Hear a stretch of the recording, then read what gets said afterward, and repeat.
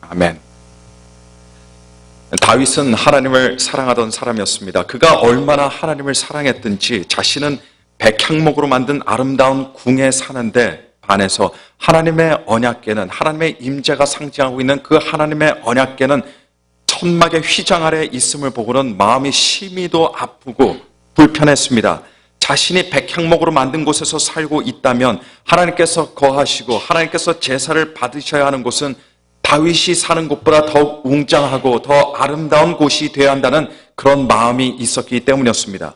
그래서 그의 간절한 마음의 소망은 아름답고 멋진 하나님의 성전을 만드는 일이었습니다. 하지만 하나님께서는 그런 다윗의 마음만 받으시고 이것을 허락하시지 않으셨습니다. 대신 하나님의 성전을 지을 만반의 준비만을 하게 하시고 성전을 짓는 일은 다윗의 아들 솔로몬에게 맡기셨습니다. 하나님께서는 분명한 이유가 있으셨어요. 그 이유가 역대상 22장 6절부터 8절까지 말씀에 나오고 있습니다. 역대상 22장 6절, 7절, 8절 그 이하의 말씀은 다윗이 아들 솔로몬에게 하는 말입니다. 이 두 사람의 대화가 기록되어 있습니다. 이 대화 속에서 왜 하나님께서 성전을 짓는 일을 다윗이 아닌 솔로몬으로 하여금 하게 했는지 그 이유가 분명하게 나타나고 있습니다. 거기에 보니까 다윗이 그의 아들 솔로몬을 불러 이스라엘 하나님 여호와를 위하여 성전 건축하기를 부탁하여 다윗이 솔로몬에게 이르되 내 아들아 나는 내 하나님 여호와의 이름을 위하여 성전을 건축할 마음이 있었으나 여호와의 말씀이 내게 임하여 이르시되 너는 피를 심히 많이 흘렸고 크게 전쟁하였느니라. 내가 내 앞에서 땅에 피를 많이 흘렸은즉 내 이름을 위하여 성전을 건축하지 못하리라. 하나님께서 다윗에게 성전을 짓는 일을 시키지 않으셨던 이유가 무엇이었습니까? 다윗 치리 때에 너무 많은 전쟁이 있었고 너무 많은 피가 흘려졌기 때문이었습니다. 다윗의 삶에는 참 많은 전쟁과 전투들이 있었습니다. 그리고 이로 인해서 너무 많은 무고한 사람들이 목숨을 희생해야 했습니다. 다윗 치리 때 오죽이나 많은 살생들이 있었으면 하나님께서 거하실 성전을 짓는 일을 다윗이 아닌 다윗의 아들 솔로몬에게 맡기셨겠습니까? 그런데 다윗이 많은 전쟁을 치를 수밖에 없던 이유가 있었습니다. 다윗이 이스라엘의 왕으로 있을 때 이스라엘 민족은 민족의 차원을 넘어서 명실상부한 국가로 새롭게 발돋움한 지 불과 몇십 년 안 되던 때였습니다. 다윗은 고작 이스라엘의 두 번째 왕이었습니다. 이때만 해도 아직 나라의 국경이 분명하게 세워지질 못했습니다. 그래서 인근의 다른 민족들과 끊임없이 줄다리기를 하면서 팔레스타인 지역에 패권을 놓고 싸워야 하던 시기가 다윗이 군림하고 있던 시기였습니다. 다윗의 통치 초반기에는 이스라엘이 명실상부한 한 나라가 되기는 했지만 다윗의 통치 후반기에는요. 그러나 아직 나라를 세우지 못했던 인근 민족들과의 조직력이나 군사력에 있어서 이스라엘과 그 주변 민족들하고는 큰 차이가 없었습니다. 이런 이유 때문에 다윗의 치리 때는 작고 큰 전쟁들이 언제나 존재해 왔다고 하는 사실입니다. 다윗이 아직 한참 어린 나이에 처음으로 많은 사람들 앞에서 주목을 받게 되었던 계기가 여러분 언제였습니까? 바로 블레셋 사람이었던 골리앗과의 싸울 때 바로 그때 그 일이었습니다. 이 골리앗과의 싸움에서 다윗이 처음 주목을 받게 되었던 배경 그 자체가 이미 아직 안정되지 못하고 불안정해서 주변 민족들과의 끊임없는 전쟁과 갈등의 소용돌이 한복판에 있었던 이스라엘의 정치적인 그리고 군사적인 그런 실정을 굉장히 잘 반영하고 있는 그런 일이었습니다. 하나님의 성전을 지었던 다윗의 아들 솔로몬 왕은 이미 정착된 평화와 안정을 지키면서 나라를 다스렸지만 그러나 다윗은 자신의 치세 기간 동안에 주변 민족들과 싸워 이겨서 그들을 복속시킴으로 팔레스타인 땅에 이스라엘을 굳건히 정착시키는 데 온 힘을 다했던 왕이었고 그리고 그것을 이룬 장본인이었습니다. 하지만 그 일이 결코 쉬운 일이 아니었죠. 절대로 하루아침 만에 이루어진 일도 아니었습니다. 다윗이 왕이 되고 나서 한참 후에 그것도 수많은 우여곡절과 수많은 위기의 순간들을 경험하면서 그 일이 아주 천천히 진행되어졌고 그리고 마침내는 그 대업이 이루어졌던 겁니다. 오늘 제가 봉독해드리는 본문의 바로 다음인 사무엘하 22장은요. 그 위대한 대업이 이루어지고 난 후에 다윗이 하나님 앞에 승전가를 올려드리는 그런 찬양이 담겨져 있는 장입니다. 그 지루하고 그 힘겹고 어려웠던 대업을 많은 희생과 많은 땀방울과 많은 눈물을 흘리며 마치고 나서 마침내 하나님 앞에 부르는 찬양이 어디입니까? 사무엘하 22장입니다. 그래서 여기 사무엘하 22장을 여러분께서는 읽으실 때 아무런 생각 없이 읽으시면 안 됩니다. 다윗이 목숨을 바치고 일생을 바쳐서 그가 맺은 열매를 보면서 그동안 자신의 삶에 있었던 모든 애환들을 기억하며 자신의 삶에 눈물을 담아 하나님께 드리는 기쁨과 감격에 가득 찬 고백이 바로 사무엘하 22장입니다. 그래서 22장이 시작되는 1절을 보시면 이렇게 22장을 시작하고 있습니다. 여호와께서 다윗을 모든 원수의 손과 사울의 손에서 구원하신 그날에 다윗이 이 노래의 말씀으로 여호와께 아뢰어. 사무엘하 22장이 바로 이런 감사의 찬양이다 보니 이 22장이 결코 짧을 수가 없습니다. 그래서 사무엘하 22장이 총 51절로 되어 있고 사무엘하에서 그 분량으로는 가장 긴 장이 되고 있습니다. 근데 여러분, 다윗이 이 승전가를 부르기 바로 전에 하나님께 받은 자신의 대사명의 마지막을 장식한 내용이 어떤 내용인지 아십니까? 사무엘하 22장이 산전수전 다 겪은 다윗이 모든 것들을 다 이루고 부른 승전가라고 한다면 그의 그 대업을 종결짓는 마침표가 되는 내용이 오늘 제가 봉독해드린 사무엘하 21장의 마지막 부분입니다. 근데 대업의 마무리가 되는 그 마지막 부분에는 바로 이런 내용이 담겨져 있어요. 마지막까지 끈질기게 이스라엘과 라이벌로 싸웠던 민족이 블레셋이었습니다. 간단하게 말씀을 드리자면 이스라엘에게 있어서 철전지 원수 같았던 민족이 블레셋 민족이었습니다. 그런데 이 블레셋에는 몇 명의 무시무시한 장수들이 버티고 있었어요. 이들이 어떤 사람들이냐? 보통 사람들보다 몸집이 훨씬 큰 거인들로 블레셋 군대의 기둥들이었습니다.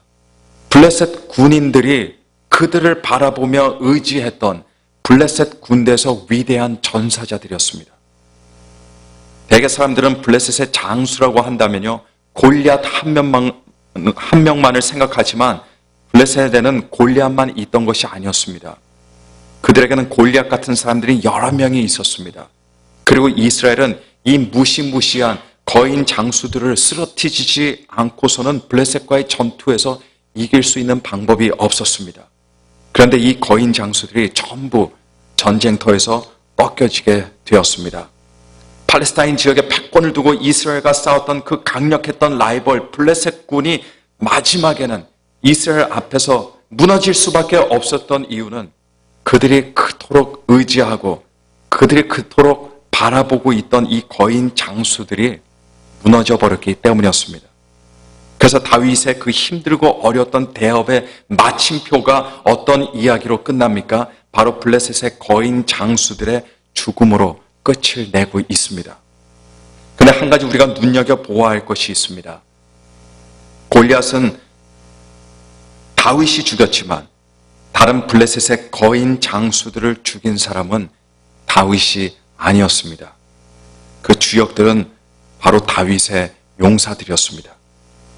다윗의 용사들에 관해서는 웬만해서는 그의 이름들을 듣기조차도 어렵습니다. 왜냐하면 성경은 이들에 관해서 굉장히 간단하게만 짧게만 언급하고 있기 때문입니다. 그의 이름들은 이때, 후세, 십부게, 엘하난, 아비세, 그리고 다윗의 형 삼마의 아들 요나단이었습니다. 다윗은 왕이었어요. 그리고 블레셋의 영웅들이자 거인 장수들을 쓰러뜨린 사람들은 다윗의 부하들이요 다윗의 신하들이었습니다. 하지만 다윗의 마음에 이들은 다윗이 의지할 수 있었던 친구들이었고 오랜 시간 목숨을 걸고 함께 땀 흘리며 싸워온 전우들이었습니다. 분명 다윗에게는 많은 전투들이 있었어요. 그러나 우리가 간과하지 말아야 할 사실은 다윗은 절대로 혼자 그 전투들에 나가서 싸워 이긴 것이 아니라는 것입니다. 다윗에게는 전우들이 있었습니다.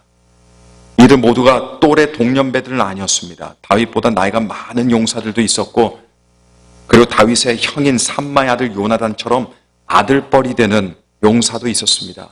하지만 이들 모두가 다윗이 마음으로 깊이 의지하며 함께 싸우던 전우들이었습니다. 평상시에 함께 지내고 평상시에 함께 노는 데 있어서는 여러 가지 조건들이 중요할 겁니다.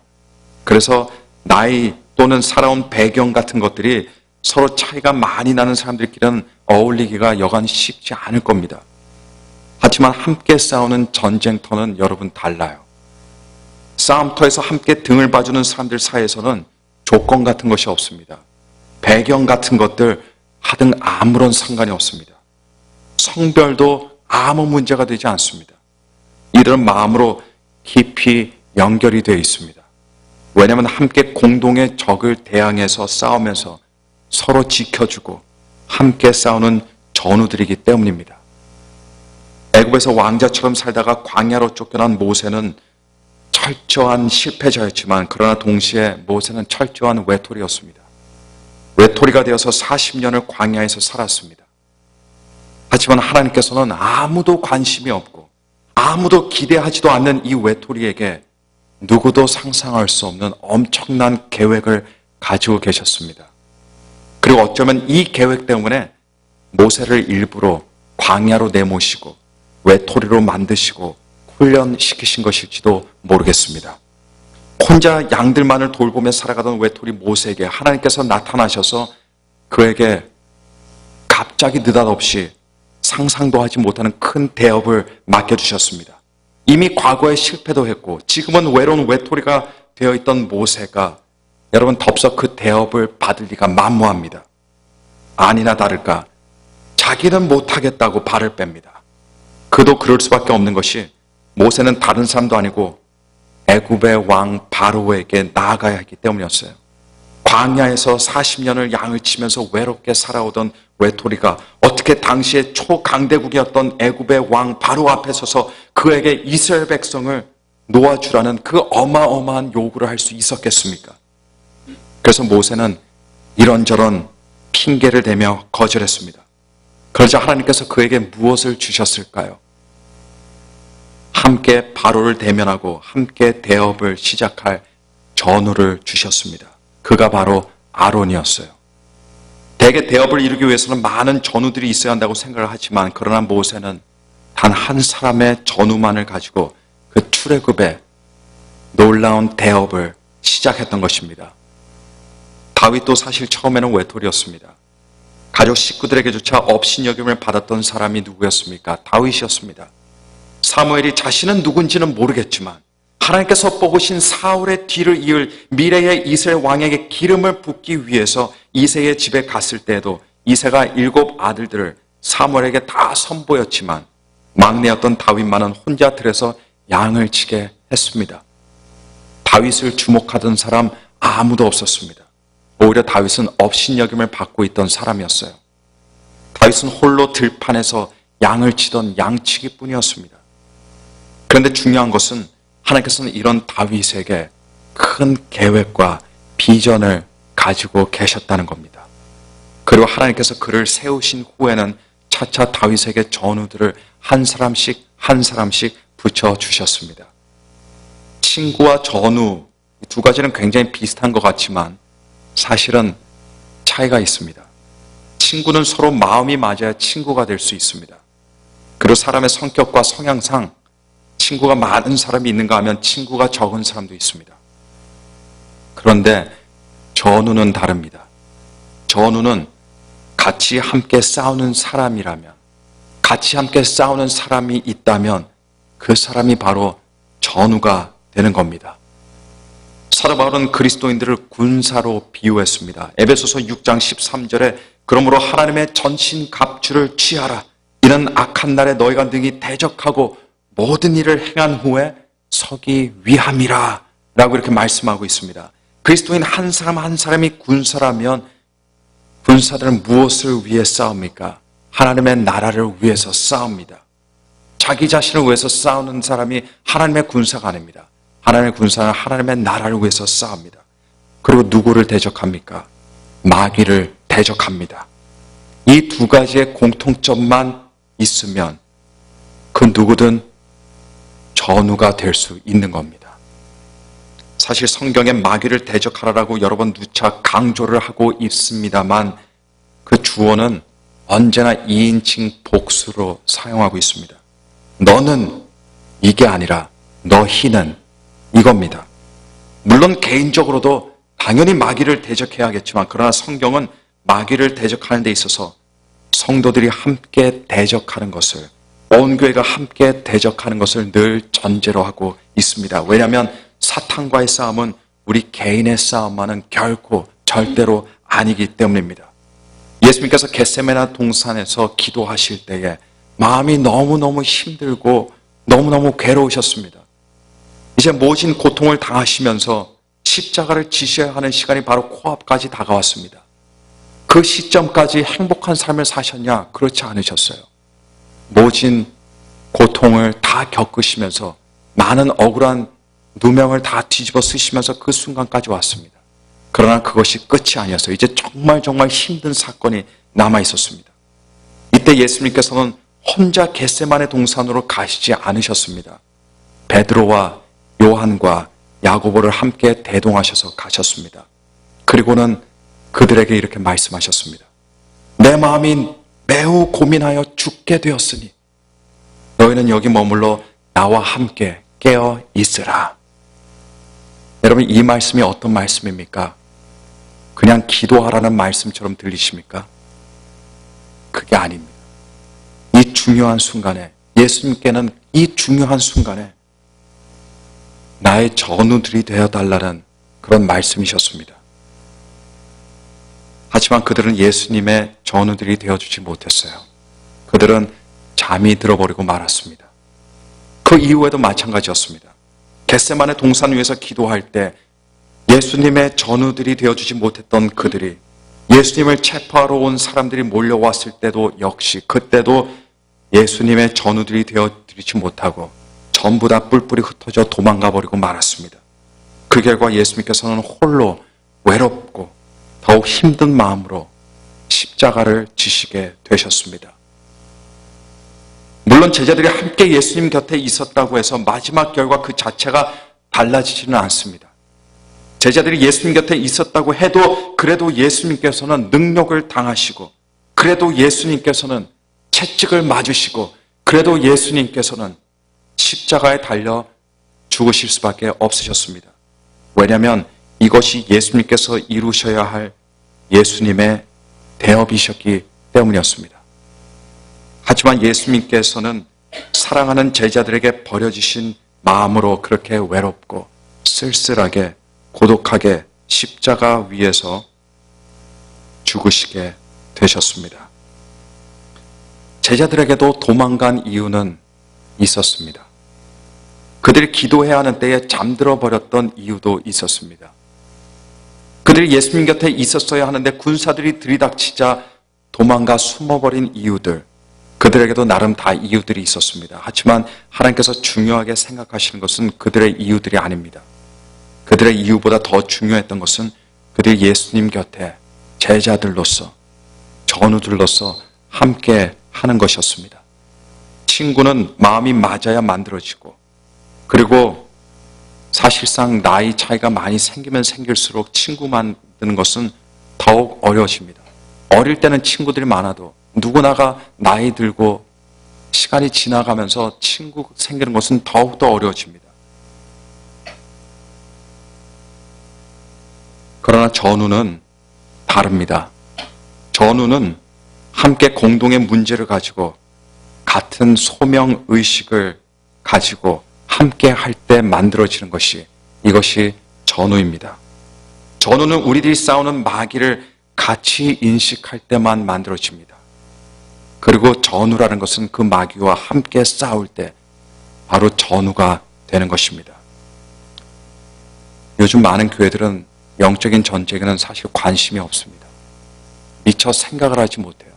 함께 싸우는 군사들임에도 불구하고 군사들이라는 자각의식은 많지 않은 것이 우리들의 현실입니다. 그러다 보니까 싸우는 적들이 다 달라요. 다 달라집니다. 그러나 영적인 전우들은 어떤 사람들입니까? 함께 마귀를 대적할 수 있는 사람들이라면 누구나가 영적인 전우들이 됩니다. 제가 고등학교 때는 교회에서만 약 한 10명의 굉장히 친한 친구들이 있었습니다. 주말에 함께 교회 생활하고 함께 봉사하던 친구들로 이들은 주중에는 또 함께 학교 생활하며 같이 공부하는 친구들도 있었습니다. 고3이 될 때에는 다 같이 기도원 가서 3일을 같이 금식 기도하면서 혼자 갔었으면 하루 채 못하고 내려왔을 것 같지만 모두가 같이 가서 같이 금식했기 때문에 모두가 함께 할 수 있었습니다. 서로를 위해서 기도하고 각자의 진로를 위해서 기도하던 그런 친구들이었습니다. 대학을 가게 되면 우리는 술 마시지 말자, 담배 피지 말자, 성적으로 순결하자, 이런 각오들을 함께 하던 그런 친구들이었습니다. 근데 모두가 대학에 들어가고 불과 1, 2년도 채 안 돼서 한 사람씩 떨어져 나가기 시작했습니다. 지금까지 교회를 다니는 사람들이 오히려 이제 더 이상 교회 안 다니는 친구들보다 그 숫자가 적어져 버리고 말았습니다. 교회 다니는 몇 명의 친구들조차도 열정 없이, 헌신 없이, 별 생각 없이 습관적으로 다닐 친구들도 있습니다. 저는 많은 전우들을 잃어왔습니다. 그리고 새삼 느끼는 것이 이 세상을 대적하는 것이, 사탄을 대적하는 것이 얼마나 힘들고 무서운 일인가 저는 종종 생각합니다. 요한계시록에는 마지막 때의 성도들의 치열한 영적인 싸움에 대한 내용들로 가득 차 있습니다. 예수님께서는 어떤 분으로 묘사됩니까? 백마를 타신 분으로, 싸우시는 하나님으로 묘사되고 있는 책이 요한계시록이에요. 예수님의 눈은 불꽃 같습니다. 그 머리에는 많은 관들이 있는 분으로 요한계시록은 예수님을 묘사합니다. 그리고 하늘에 있는 군대들이 모두가 희고 깨끗한 세마포 옷을 입고 백마를 타고 예수님을 따르는 것으로 그려지고 있는 것이 요한계시록입니다. 예수님과 예수님의 군대가 그런데 무엇을 위해 싸웁니까? 바로 우리를 위해서 싸웁니다. 성도들이 힘들고 어려워서 엎어지고 쓰러지고 상처받고 넘어져 있을 때에도 성도들은 다시 일어나야 됩니다. 반드시 일어나야 됩니다.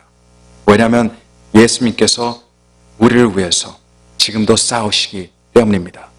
그리고 예수님과 우리의 공동의 목적은 바로 하나님의 나라를 위한 겁니다. 하나님의 영광을 위한 것입니다. 우리를 위해서 목숨까지 내려놓으시고 십자가에 죽으셨던 그 예수님께서 지금도 우리를 위해서 싸우시는데 그 누가 가만히 엎어져 앉아 있을 수 있겠습니까? 상처가 있다면 빨리 회복돼야 됩니다. 힘이 빠졌다면 빨리 다시 힘을 얻어야 됩니다. 그래서 빨리 자신의 전투 자리로 돌아야 됩니다. 왜요? 예수님께서 지금도 우리를 위해서 싸워주시기 때문입니다. 우리가 이 영적인 전쟁에서 결코 포기할 수 없는 이유가 있습니다. 왜냐? 우리가 바로 예수님의 전우들이기 때문입니다. 그 누구도 나는 전우가 없습니다라고 말하지 마십시오.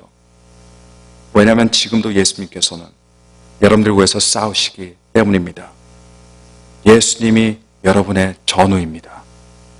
요한계시록이 우리들에게 가르쳐주는 중요한 메시지 중에 하나는 성도들은 싸우는 사람들이라는 거예요.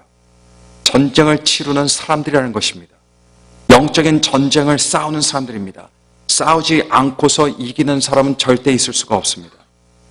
싸우지 않고서 하나님의 영광을 함께 나눌 수 있는 사람은 아무도 없습니다. 그래서 영적인 싸움은 선택이 아닙니다. 하고 싶다고 해서 하는 것이 아니에요. 안 하고 싶다고 해서 안 하는 것이 아닙니다. 이것이 우리의 현실입니다. 이기는 것 또한 선택이 아닙니다. 반드시 이겨야 합니다. 요한계시록의 몇 개의 말씀들을 한번 들어보시길 바랍니다. 요한계시록 2장 11절에 귀 있는 자는 성령이 교회들에게 하시는 말씀을 들을지어다. 이기는 자는 둘째 사망의 해를 받지 아니하리라. 요한계시록 2장 26절에는 이기는 자와 끝까지 내 일을 지키는 그에게 만국을 다스리는 권세를 주리니. 요한계시록 3장 5절에는 이기는 자는 이와 같이 흰옷을 입을 것이요 내가 그 이름을 생명책에서 반드시 흐리지 아니하고 그 이름을 내 아버지 앞과 그 천사들 앞에서 시인하리라. 요한계시록 3장 12절입니다. 이기는 자는 내 하나님 성전의 기둥이 되게 하리니 그가 결코 다시 나가지 아니하리라. 내가 하나님의 이름과 하나님의 성 곧 하늘에서 내 하나님께로부터 내려오는 새 예루살렘의 이름과 나의 새 이름을 그 위에 기록하리라.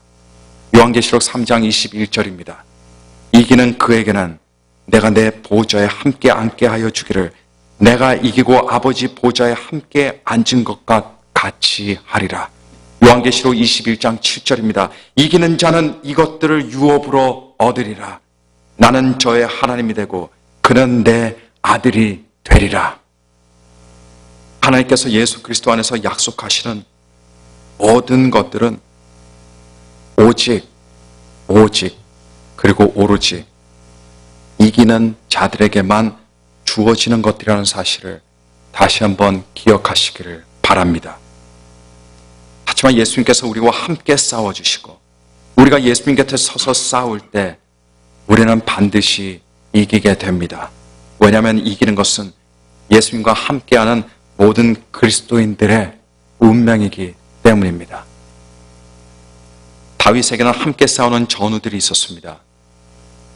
오늘 본문 말씀 첫 부분에는 다윗이 힘들고 지쳐 있을 때, 그래서 아무리 다윗이라도 그의 목숨이 위태로웠던 순간에 그의 전우들이 그를 지켜주었습니다.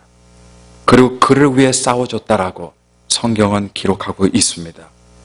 다윗이 이스라엘을 강한 국가로 만들고 전성기를 이룩할 수 있었던 이유는 다윗과 그의 전우들이 서로 의지하고 함께 하나님의 나라를 위해서, 하나님의 의를 위해서 끝까지 싸웠기 때문이었습니다. 전우들이 없는 다윗의 승리는 상상도 할 수 없었습니다. 오히려 오늘 본문 말씀 보면 전우들이 없었다면 다윗은 이미 죽은 목숨이었습니다. 하지만 이것보다 더 중요한 진리가 있는데 그것은 바로 하나님께서 다윗과 함께 싸워주셨다는 데 있습니다. 그래서 오늘 본문 말씀 바로 다음에 모든 대업을 마치고 다윗의 노래가 기록된 사무엘하 22장에는 전우들에 대한 노래를 다윗이 부른 것이 아니라 하나님에 대한 찬양으로 점철되어 있는 것을 우리는 볼 수 있습니다. 전우들에 대한 말은 한마디도 없어요. 왜냐하면 그 싸움을 이기게 하신 분은 하나님이시기 때문입니다. 사무엘하 22장 1절과 3절에 다윗이 노래를 어떻게 시작하고 있는지 한번 들어보시길 바랍니다. 여호와께서 다윗을 모든 대적의 손과 사울의 손에서 구원하신 그날에 다윗이 이 노래의 말씀으로 여호와께 아뢰어 가로되 여호와는 나의 반석이시오 나의 요새시오 나를 건지시는 자시오 나의 하나님이시오 나의 피할 바위시오 나의 방패시오 나의 구원의 뿌리시오 나의 높은 망대시오 나의 피난처시오 나의 구원자시라 나를 흉악에 해서 구원하셨도다. 우리 예수님께서는 버려지고 홀로 남겨지게 되는 그 아픔을 누구보다 잘 아십니다. 예수님께서는 전우 한 명 없이 싸우는 그 외로움도 어떤 것인지 누구보다 잘 아십니다. 왜냐하면 예수님께서 그 모든 것들을 경험하셨기 때문이었습니다. 십자가에 달려 돌아가실 때 십자가의 아픔보다도 못이 살을 뚫고 들어가는 그 아픔보다도 더 큰 아픔이 있었다면 아마도 그가 그토록 사랑하고 키우던 제자들이 도망갔던 그 아픔이 아니었겠습니까? 예수님께서 그토록 사랑하던 사람들이 예수님을 믿어주지 못하고 옆에 있어주지 못했던 그 아픔이 아니었겠습니까? 그래서 예수님께서는 오늘도 우리의 마귀와의 싸움에 함께해 주십니다. 그리고 우리의 죄와의 싸움 함께 싸워 주시는 것입니다. 여러분들의 삶에 남에게조차 말하기 어려운 아픈 싸움들이 있다는 것을 잘 압니다. 너무 힘들고 버거운 싸움이 있다는 것도 압니다. 그러나 여러분은 혼자가 아닙니다. 예수님께서 함께해 주십니다. 예수님께서는 우리를 버리시지 않으십니다. 만약에 누군가가 전우를 벌인다면 그 사람은 예수님이 아닙니다. 오히려 예수님께서 함께 싸워주시는 그 사람이 예수님을 버리면 버렸지, 그 자리를 떠나면 떠났지, 예수님께서 싸움을 그만두시거나 그 자리를 떠나시지는 않으신다는 겁니다. 우리는 우리의 영적인 전투를 포기할 하등의 이유가 없습니다. 왜냐하면 우리에게는 반드시 이기시는 하나님이신 예수님께서 함께 계시기 때문이고, 예수님께서 우리의 대장이요 우리의 전우가 되어주시기 때문이고, 우리의 싸움의 마지막은 이미 이긴 싸움이 될 것이기 때문입니다. 그렇기 때문에 여러분, 포기하지 마시길 바랍니다. 때로는 지치고 힘들어도 낙심하지 마시길 바랍니다. 예수님께서 우리와 함께 싸우시는 이상 우리 또한 예수님 곁에서 함께 싸워야 될 줄로 믿습니다. 오늘 말씀 생각하시면서 함께 고개 숙여서 우리 통성으로 함께 기도하겠습니다. 기도하실 때, 하나님, 나 혼자 싸우는 것만 내가 보았지 예수님께서 싸우시는 그 싸움을 보지 못하는 저를 용서하여 주시옵소서. 예수님께서 싸우시는 그 전장에, 바로 그 전장에 나도 있게 하옵소서. 예수님께서 계시지 않으시는 곳, 싸우지 않은 곳, 다른 곳에, 다른 전장에 있는 것이 아니라 예수님께서 계신 그 전장, 예수님의 십자가의 보혈이 흘려지는 그 전장, 있는 그곳에, 하나님의 뜻이 있는 그곳에, 하나님의 의가 있는 그곳에, 하나님의 영광이 있는 그곳에, 나도 그곳에 서서 예수님 곁에서 나도 싸우게 하여 주옵소서. 십자가 군사, 십자가 군병되는 것이 나의 소원이요 나의 꿈입니다. 나의 비전입니다. 주님, 저희들에게 힘 주셔서 결코 예수님의 그 옆자리를 떠나지 않게 하여 주옵소서. 우리 함께 통성으로 합심으로 기도하도록 하겠습니다. 함께 기도하시겠습니다.